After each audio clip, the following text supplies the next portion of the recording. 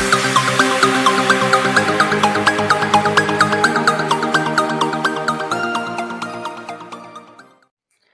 Everyone, स्वागत है आपका अपने यूट्यूब चैनल स्टडी अड्डा में। आज हम 3 सितंबर के जितने भी करंट अफेयर के इम्पोर्टेंट क्वेश्चन हो सकते हैं सारे क्वेश्चन हम मेंशन करेंगे और हर क्वेश्चन के रिलेटेड फैक्ट को भी हम डिटेल से पढ़ेंगे। तो इस पूरा वीडियो को ध्यान से देखें और अगर आप मेरे चैनल पर नए हैं तो प्लीज़ लाइक और सब्सक्राइब कर दें। तो चलिए वीडियो को स्टार्ट करते हैं। पहला क्वेश्चन है, हाल ही में भारत सरकार ने कुल कितने चीनी ऐप को बैन किया है? तो दोस्तों इसका उत्तर है 2 सितंबर 2020 को भारत सरकार ने 118 चीनी ऐप को बैन किया है। इसे भारत सरकार ने सूचना और प्रौद्योगिकी अधिनियम 69A के तहत मंत्रालय को कई शिकायतें मिलने के बाद इसे बैन करने का फैसला लिया गया है। इससे पहले भी जून और जुलाई में बहुत सारे चीनी ऐप को बैन किया गया था। तो अधिनियम 69A है क्या, ये एक बार थोड़ा सा 9 देख जून लेते हैं। 2000। सूचना और प्रौद्योगिकी अधिनियम 69A 2000 भारत की संसद द्वारा 9 जून 2020 को लागू किया गया था और यह 17 अक्टूबर 2000 से लागू है। इस बिल का परिचय प्रमोद महाजन ने दिया था और इसे 2008 में संशोधित भी किया गया था। सूचना प्रौद्योगिकी अधिनियम 2000 की धारा 69 एक केंद्र को ऑनलाइन सामग्री को अवरुद्ध करने और अपराधी को गिरफ्तार करने का अधिकार देती है।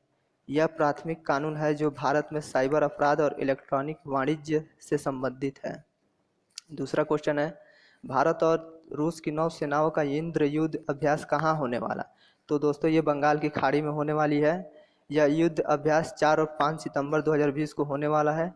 इस युद्ध अभ्यास में रूसी नौसेनाओं के जंगी जहाज एडमिरल विनोग्राद 2, एडमिरल ट्रिब्यूट्स और बोरिस ब्यूटोमा के साथ साथ हेलीकॉप्टर के बेड़े भी शामिल हैं। वहीं भारतीय सेना की ओर से INS रणविजय यानी कि विनाशक, सह्याद्री यानी लड़ाकू, किल्तन यानी युद्धपोत और शक्ति यानी टैंकर युद्ध हेलीकॉप्टर के साथ भारत सेना अभ्यास करेगी।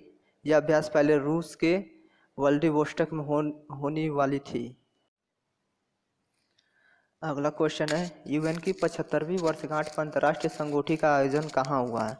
तो दोस्तों यह चीन में हुआ था।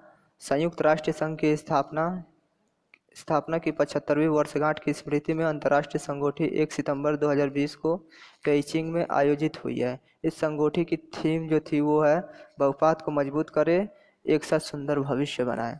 अगला क्वेश्चन है, 2020 ग्लोबल इनोवेशन इंडेक्स में भारत की क्या रैंक है? तो दोस्तों पहली बार जो है ग्लोबल इनोवेशन इंडेक्स में भारत टॉप 50 में पहुंच गया है और इसकी रैंक 48 है।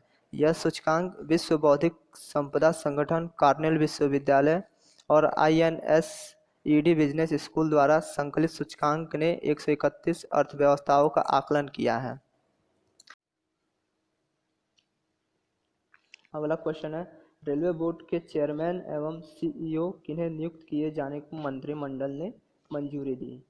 इसका उत्तर है, रेलवे बोर्ड के चेयरमैन एवं CEO VK यादव को नियुक्त किए जाने को मंत्रिमंडल ने मंजूरी दी। VK यादव अभी रेलवे बोर्ड के अध्यक्ष हैं। मंत्रिमंडल की नियुक्ति समिति ने नए रेलवे बोर्ड के गठन को 2 सितंबर 2020 को स्वीकृति प्रदान की। चेयरमैन एवं CEO के अलावे अतिरिक्त भी 4 सदस्य नियुक्त किए गए हैं। ये सदस्य हैं प्रदीप कुमार, PC शर्मा, PC मिश्रा और मंजुला रंगनाथम। और इस नई व्यवस्था में सदस्य इंजीनियरिंग, सदस्य स्टाफ और सदस्य सामग्री प्रबंधन के तीनों पदों को समाप्त कर दिया गया है। अगला क्वेश्चन है, रिटायर वाइस एडमिरल GS पब्बी को किस सेवा में सामग्री विभाग का प्रमुख बनाया गया है? उत्तर है, रिटायर वाइस एडमिरल GS पब्बी को नौसेना में सामग्री विभाग का प्रमुख बनाया गया है। रिटायर वाइस एडमिरल GS पब्बी को चुनौतीपूर्ण पदों पर काम करने का लंबा अनुभव है, इसीलिए इसे नौसेना में सामग्री विभाग का प्रमुख बनाया गया है। अगला क्वेश्चन है, राष्ट्रपति रामनाथ कोविंद ने कौन से विभाग के 3 जवानों को रक्षा पदक से सम्मानित किया था?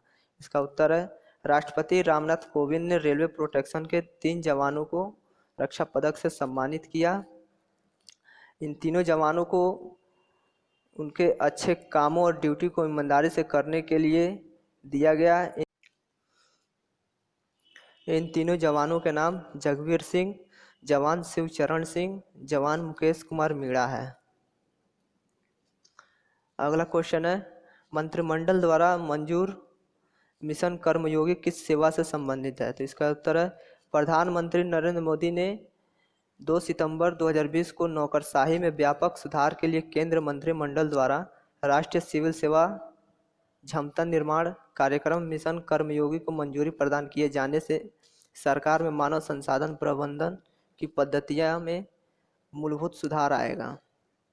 अगला क्वेश्चन है, किस आईआईटी ने छात्रों के लिए AIR स्कैनर ऐप लॉन्च किया है?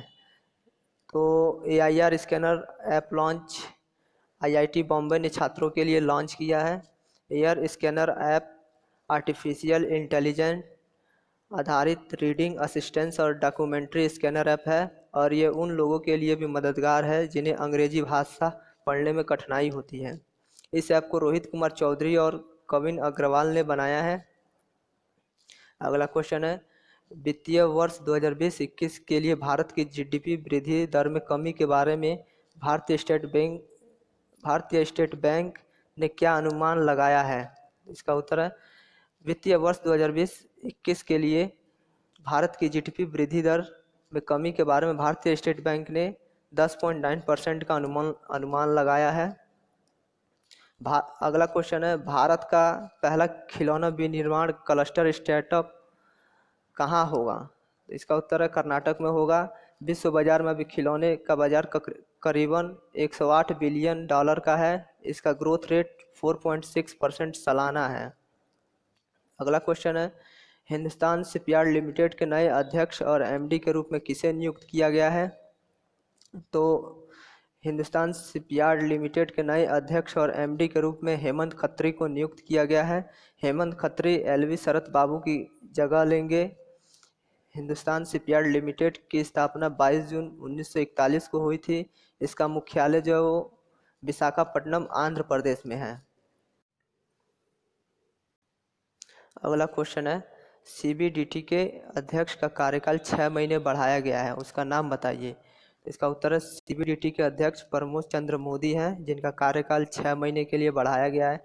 CBDT का मतलब केंद्रीय प्रत्यक्ष बोर्ड, जिसका मुख्यालय नई दिल्ली में है। अगला क्वेश्चन है, 2021 में पहले एवर साइकिलिंग शिखर सम्मेलन की मेजबानी कौन करेगा? तो इस शिखर सम्मेलन की मेजबानी जो है फेडरेशन ऑफ इंडिया करेगा। इस शिखर सम्मेलन का उद्देश्य साइकिलिंग की संस्कृति को बढ़ावा देना है और पेशेवर साइकिल चालकों के साथ जानकारी का आदान प्रदान करना है। साइकिलिंग फेडरेशन ऑफ इंडिया की स्थापना जो हुई थी वो 1946 में हुई थी। अगला क्वेश्चन है, लिटिल लव बुक के बिग थॉट के लेखक कौन है? तो इसके लेखक जो है वो करण जौहर है और करण जौहर एक फिल्म निर्माता भी हैं। अगला क्वेश्चन है, मिंत्रा के नए ब्रांड एम्बेसडर कौन बने हैं? तो मिंत्रा के नए ब्रांड एम्बेसडर कियारा आडवाणी बनी है और ये कियारा आडवाणी एक फिल्म अभिनेत्री है। अगला क्वेश्चन है, किस राज्य सरकार ने द यंग माइंड्स बच्चों का पहला समाचार पत्र लॉन्च किया है? तो दोस्तों, द यंग माइंड्स बच्चों का पहला समाचार पत्र जो लॉन्च किया वो असम राज्य सरकार ने किया है। इस द यंग माइंड्स समाचार पत्र का उद्देश्य जो है वो है बच्चों के बीच रचनात्मक सोच को बढ़ावा देना और उनमें पढ़ने लिखने की रुचि को पैदा करना है। अगला क्वेश्चन है, किस हवाई अड्डे ने CIIGBC राष्ट्रीय ऊर्जा नेता पुरस्कार जीता है? तो राजीव गांधी राष्ट्रीय हवाई अड्डा है जिसने राष्ट्रीय ऊर्जा नेता पुरस्कार जीता है। राजीव गांधी राष्ट्रीय हवाई अड्डा तेलंगाना की राजधानी हैदराबाद में स्थित है।